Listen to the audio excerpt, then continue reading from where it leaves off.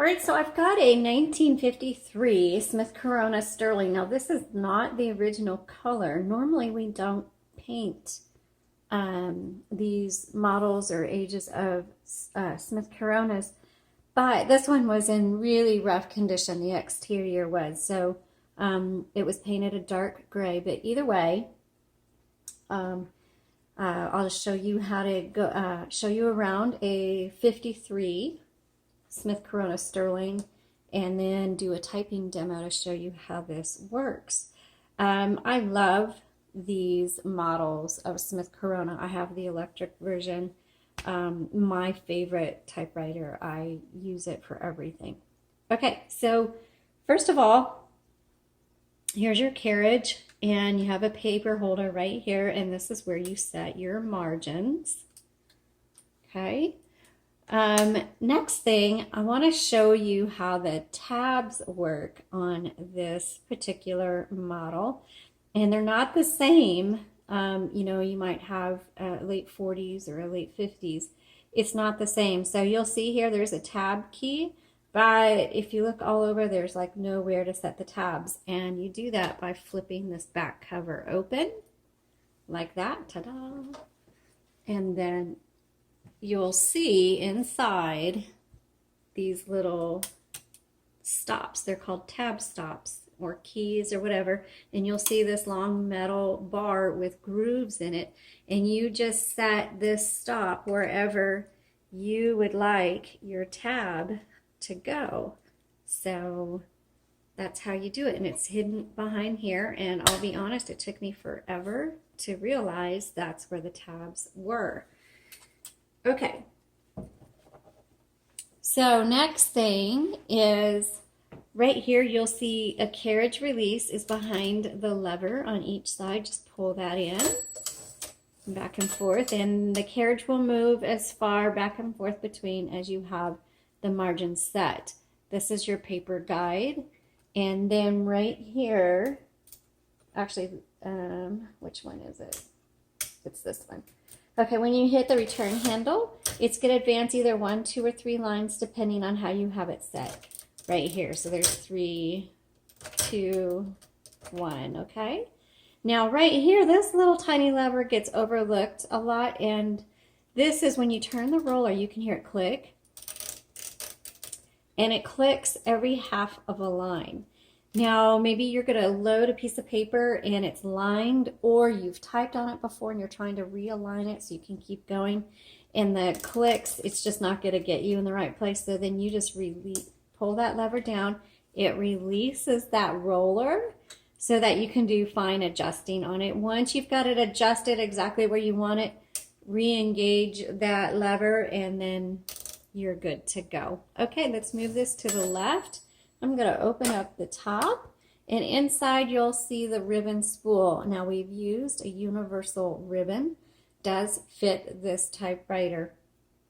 And we've put in a new ribbon in this. If you're looking for the serial number, this is a 5A series.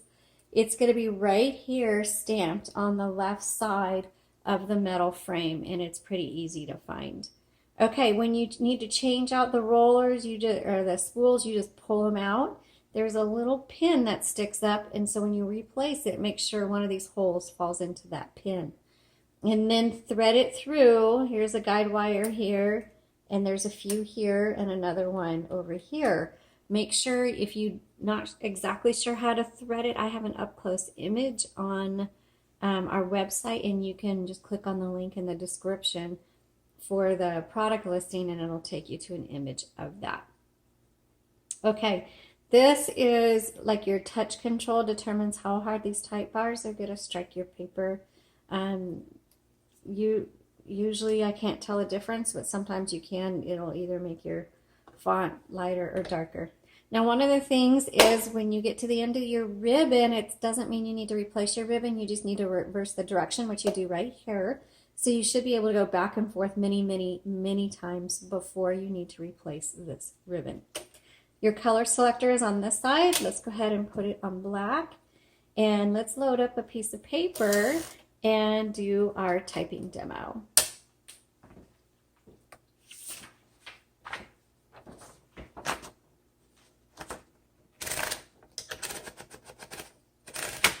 Alrighty, that loaded up really nice. Okay.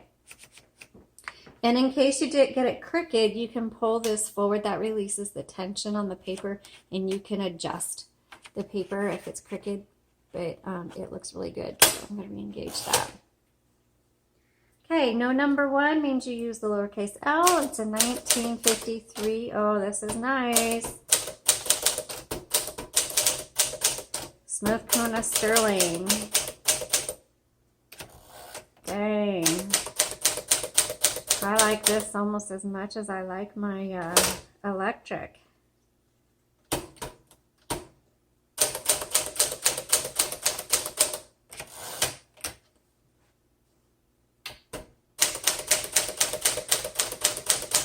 So this is going to be, I would say, this is going to be very much suitable for authors, those with long writing projects.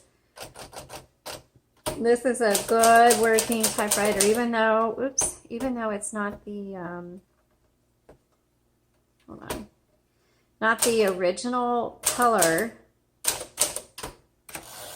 So that shift lock doesn't like to stay. Just an FYI on that. But anyway, I know it's not the original color, but this is typing really nice.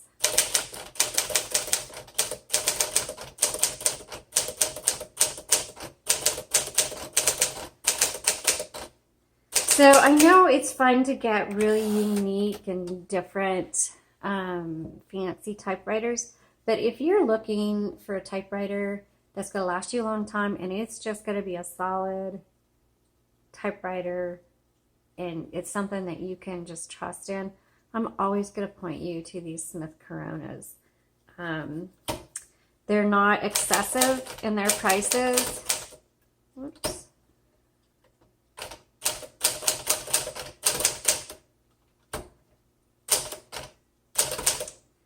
Okay, you got to hold the shift down.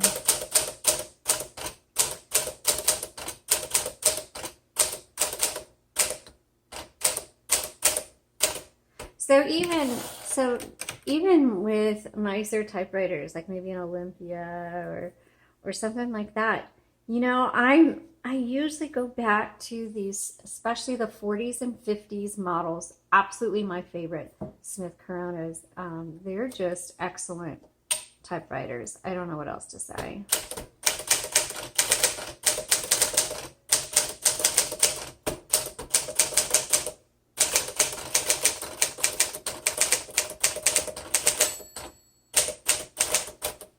Margin release when you get to the end of the margin and you run out. Margin release right here.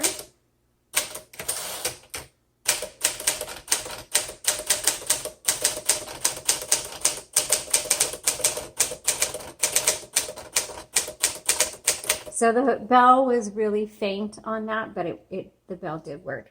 I really like this typewriter. So a couple of things. Obviously, it's been repainted. And the shift lock does not stay.